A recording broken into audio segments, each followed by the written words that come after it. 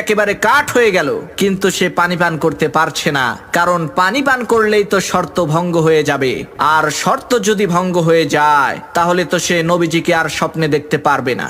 যাই হোক, অনেক কষ্টে পানির পিপাসা নিয়েই সেই লোকটা রাতের বেলায় বিছানায় ঘুমিয়ে গেল। ঘুমের মধ্যে সেই লোকটা স্বপ্নে দেখছে সে একটা নদীর পার দিয়ে হেঁটে যাচ্ছে। নদীর ওই স্বচ্ছ পানি দেখে সে ওই নদীর পানি পান করছে। একটু পর আবার সে স্বপ্নে দেখলো আকাশ থেকে বৃষ্টি পড়ছে, সে ওই বৃষ্টির পানি পান করছে। একটু পর আবার সে স্বপ্নে দেখলো সে কল থেকে পানি পান করছে।